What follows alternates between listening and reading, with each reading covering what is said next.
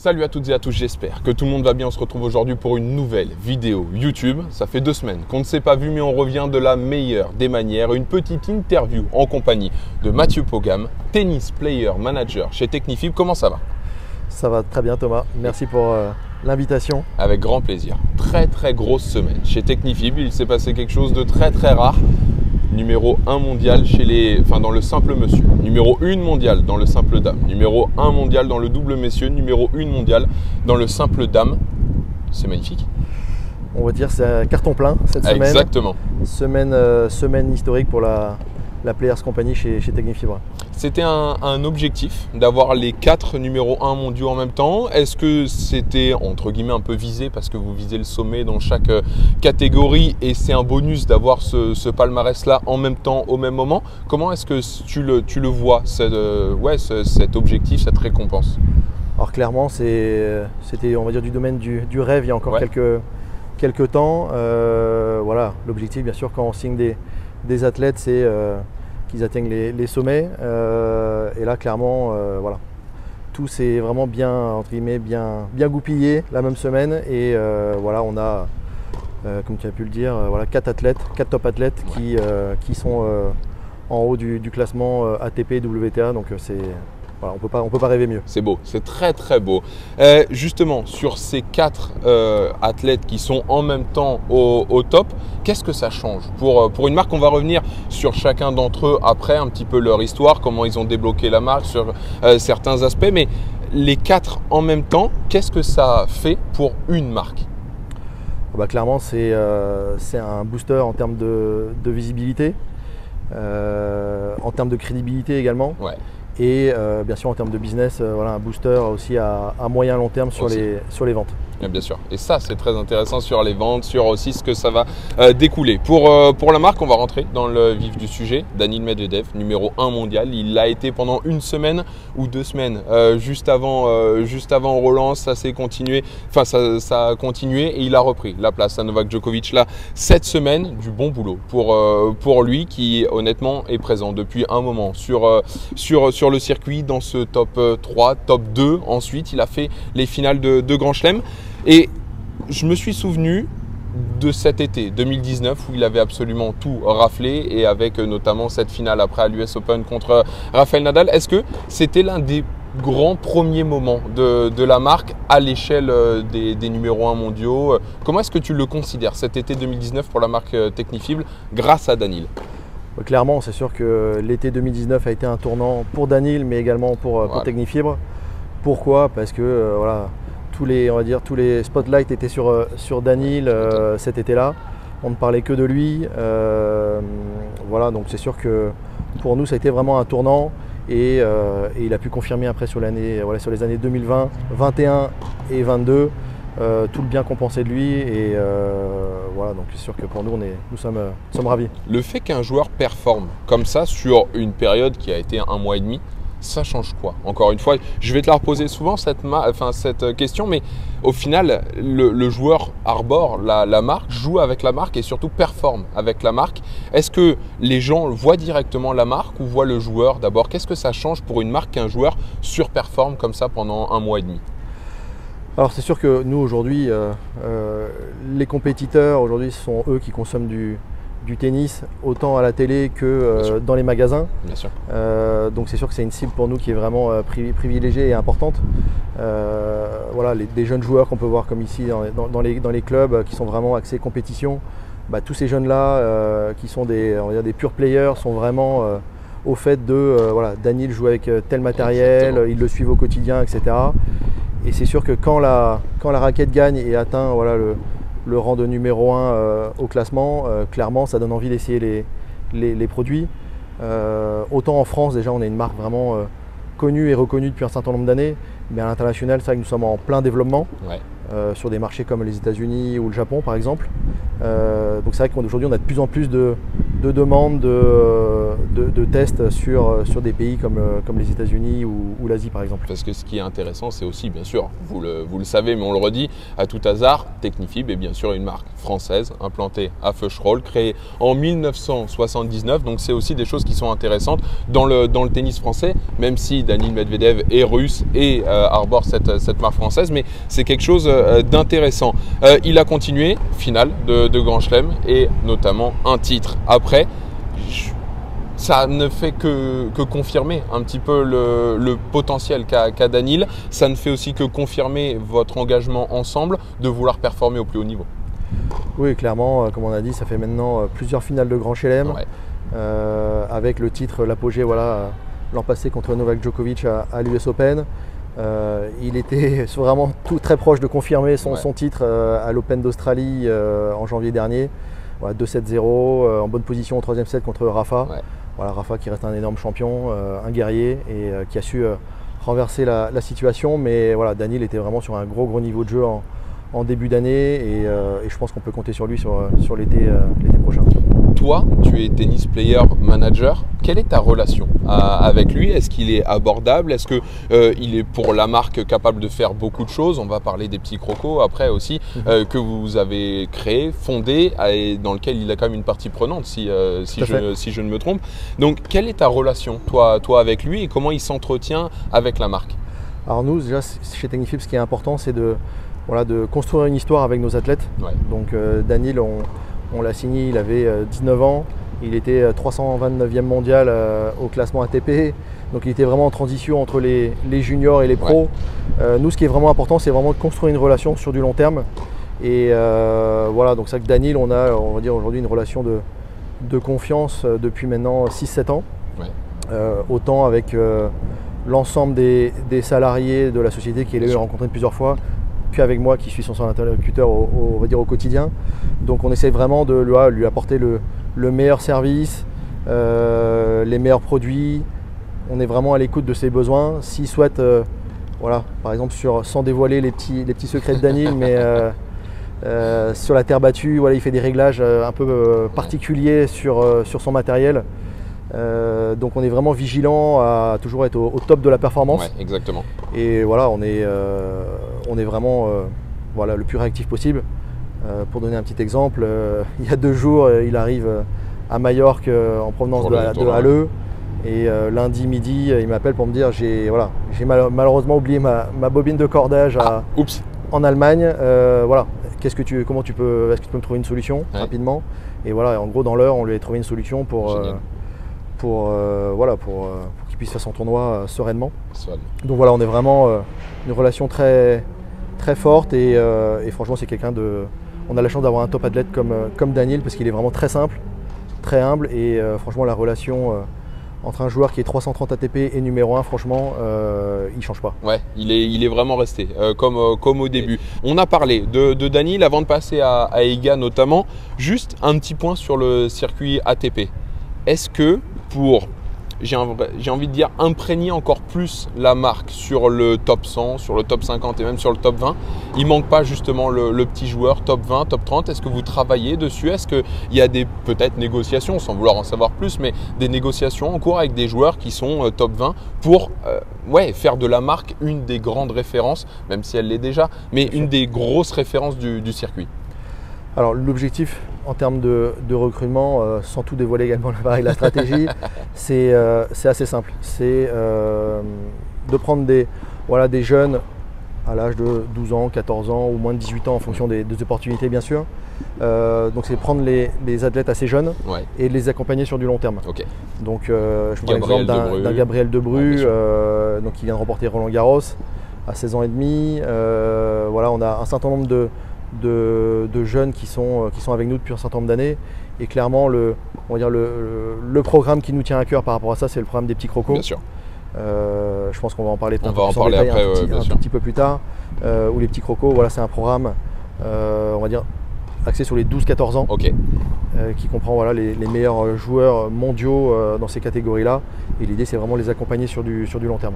On va y revenir. Sur les petits crocos, quand on parlera de la suite, de l'après pour Technifib.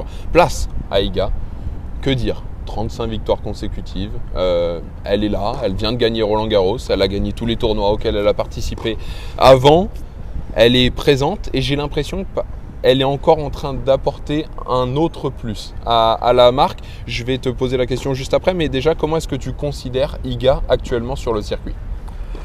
Je vais dire un seul mot, hein, la patronne. Ouais, bien sûr. C'est vrai qu'avec la retraite d'Ashleigh Barty, qui pour moi était vraiment la fille qui était la patronne sur ces dernières années, c'est vrai que j'aurais aimé voir des confrontations en 2022 entre Iga à son top niveau et Ashleigh Barty, parce que ça aurait pu faire vraiment des très beaux duels. Mais clairement aujourd'hui Iga c'est pour moi la patronne sur le tour WTA. Elle a changé quoi chez Technifibre? Elle est arrivée, elle a déjà remporté 2 Roland-Garros avec la marque. Le premier avait été entre guillemets la surprise générale. On peut pas se le cacher, elle faisait partie bien sûr des petits papiers, mais c'était la grosse surprise de remporter Roland en 2020, en plus de la manière dont elle l'a fait, sans perdre la moindre manche. Là, elle était la patronne, elle, comme tu l'as si bien dit, elle a assuré, elle a confirmé, elle est tout simplement la joueuse la plus en vogue sur le circuit.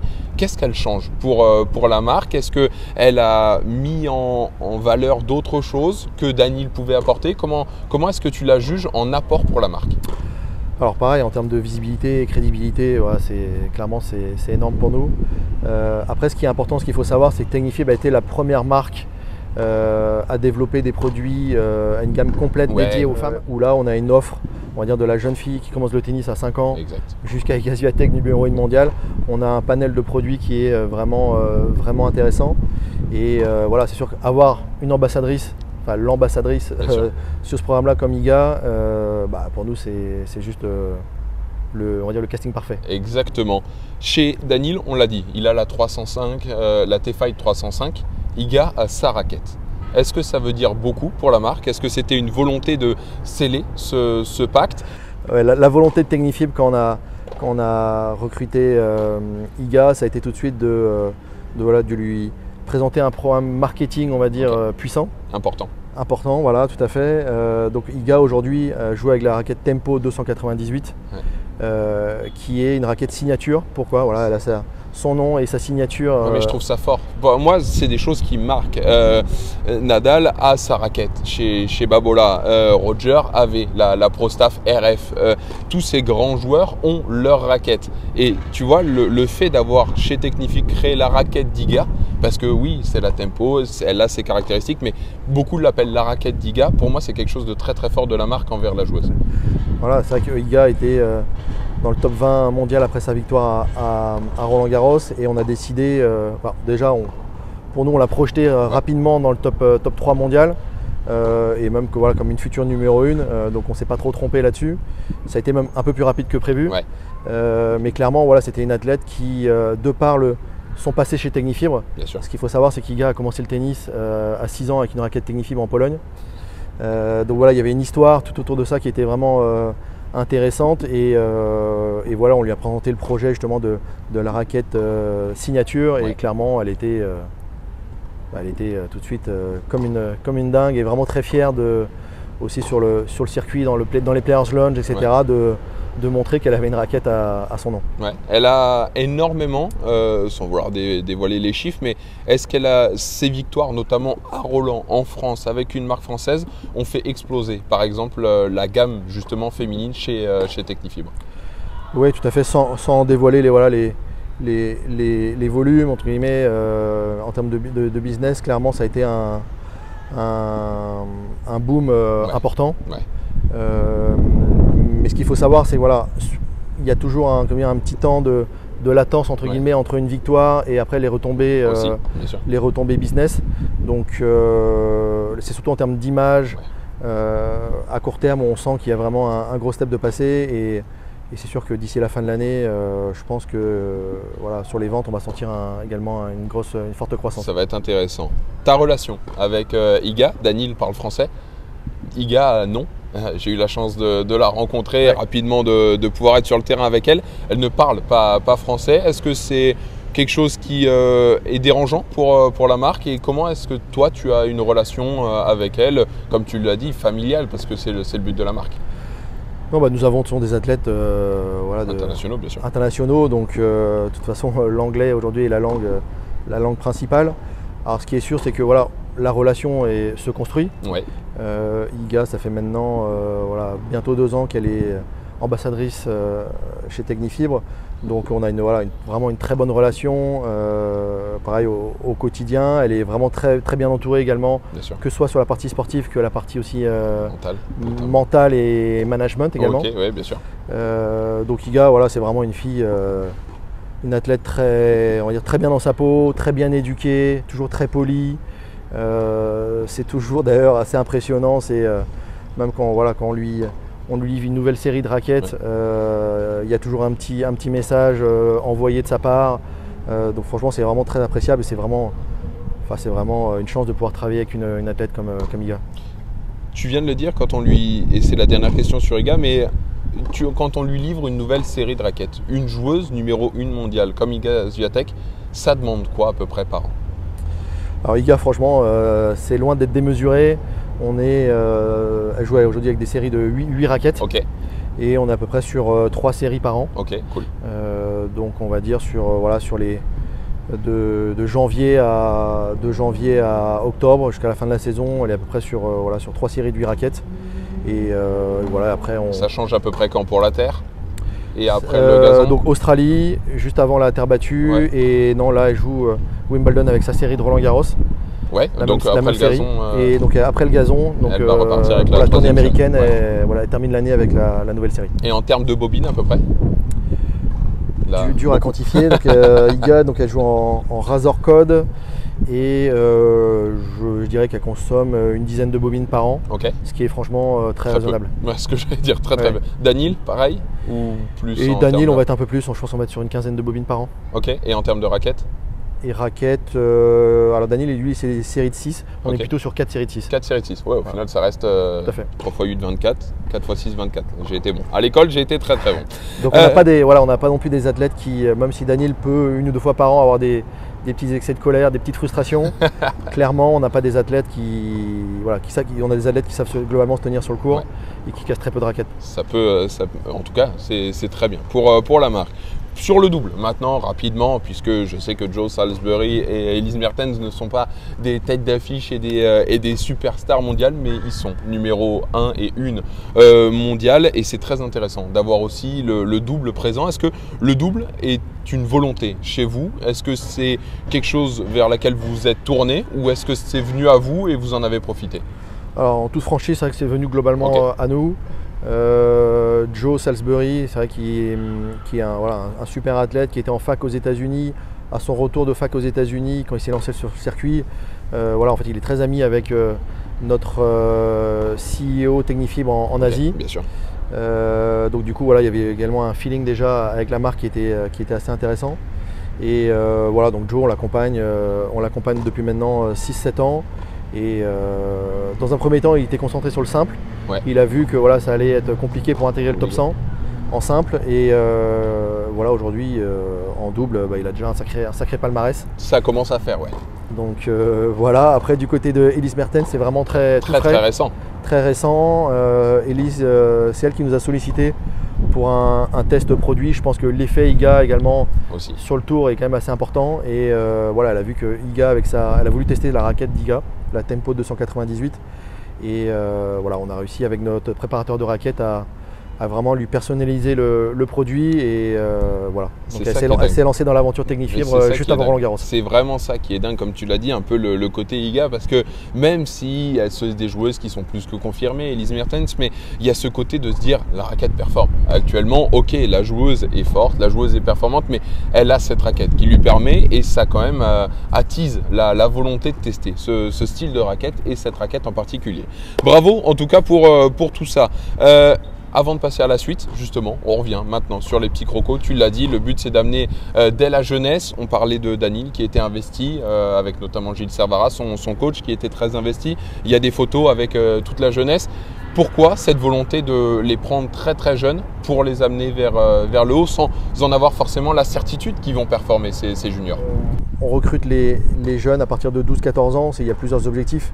C'est bien sûr de les prendre assez tôt pour pouvoir les accompagner sur du long terme, créer une relation avec eux. L'objectif, c'est bien sûr aussi de repérer le futur Medvedev ou la future Swiatek. Exactement. Donc sur des tournois comme les petits As de Tarbes, qui s'appelle également le Mondial Lacoste. Aussi. Du groupe. Voilà. Là, on est bien. Là, on est dans le groupe. Là, on est bien comme il faut. Tout à fait. Et voilà, donc, et on a des concurrents aussi bien sûr qui sont également présents, qui se positionnent sur ces différentes catégories. Donc à nous de repérer la future pépite, la future star entre guillemets dès le plus jeune âge. Là vous êtes armé. On est armé, on a un gros team justement avec la team Petit Croco. Ouais, bien sûr. Team Petit Croco, donc programme Petit Croco qui est un programme unique au monde. Ouais. Combien de jeunes actuellement dans le programme? Alors cette année on a 10 jeunes, donc garçons, filles, qui viennent autant d'Amérique du Nord que d'Europe ou d'Asie. L'objectif de ce programme, c'est vraiment de repérer le futur Medvedev ou la future Swiatek, mais pas que. C'est aussi un programme d'accompagnement aussi. Sébastien Grosjean est le parrain de ce programme et on organise un certain nombre d'événements par an, autant à Miami que sur un camp qu'on va organiser au mois de décembre en fin d'année dans le sud de la France. Génial. Un camp d'entraînement, donc on essaie de leur faire vivre des expériences pour les accompagner dans leur projet tennistique. Et ça c'est intéressant. Pour la fin de cette interview, à quoi va correspondre la suite du groupe Technifibre, de la marque Technifibre? Est-ce qu'il va y avoir des sorties raquettes? Est-ce qu'il va y avoir des arrivées? Est-ce qu'il va y avoir des tournois? On peut aussi parler, pourquoi pas, des balles sur certains tournois. À quoi correspond la suite de la marque Technifibre? Alors déjà, comme on a dit tout à l'heure, avec nos 4 numéros 1 mondiaux cette semaine, nous sommes déjà sur une belle rampe de lancement. Là c'est sûr, là elle est armée, la rampe de lancement. Voilà, donc ce sera compliqué de faire mieux dans les prochaines années, mis à part avoir en plus des numéros 1 mondiaux chez les juniors. Ouais, bien sûr. On n'en est pas très loin avec des athlètes comme Gabriel Debru. Ouais, exact. Gabriel qui est numéro 3 mondial cette semaine. Allez, la toute dernière question, à combien de victoires s'arrête Iga Swiatek? Je pense qu'elle va terminer. Elle terminera pas sa série cette année. Je pense qu'elle peut aller. Tu dis qu'elle peut finir invaincue, entre guillemets, pas invaincue, elle a perdu en début de saison, mais tu dis que là, elle ne peut plus perdre jusqu'au 31 décembre. Je pense que c'est possible, oui. Donc ça voudrait dire qu'elle tape Martina Navratilova. 74. 74, ça risque d'être compliqué. Ça fait 40 matchs encore. Oui, mais je pense qu'elle ne jouera pas 40 matchs d'ici la fin de l'année. Pourquoi? C'est clairement, quand tu es numéro 1 mondial, tu essaies d'avoir un programme aussi globalement allégé parce que les grands chelem. 7 à WIM, 7 à l'US. Il y en a bien encore, tu en rajoutes bien 15 sur la tournée américaine. Les Finals, les Masters. Ça fait 7, 7, 14, ça fait 30 WTA Finals. Il manque plus qu'un tournoi et on est à 40. Hein. Voilà, je pense qu'elle va jouer 4-5 tournois d'ici la fin de l'année. Et je pense que il va falloir aller la chercher sur Wimbledon et après clairement l'US Open, une surface qui lui conviendra peut-être encore mieux que Wimbledon. Ouais. Donc bon courage à ses adversaires. À voir, à voir. En tout cas, un grand merci à toi pour cette interview. On a appris plein de choses, on a vu un petit peu tout ça et surtout on a pu un petit peu célébrer ce beau, cette magnifique chose qu'a accompli Technifibre cette semaine. Un grand merci à toutes et à tous d'avoir suivi cette vidéo. N'oubliez pas de vous abonner, n'oubliez pas de liker également la vidéo. Ça a été un grand plaisir de tourner en compagnie de Mathieu. On se retrouve très prochainement pour une autre vidéo avec notamment Wim et un vlog qui va arriver. Je vous en dis pas plus, mais il y en a quand même beaucoup qui ont été dit. Un grand merci Mathieu, on se retrouve très prochainement. Avec plaisir. Et puis, comme d'habitude, ciao, bye.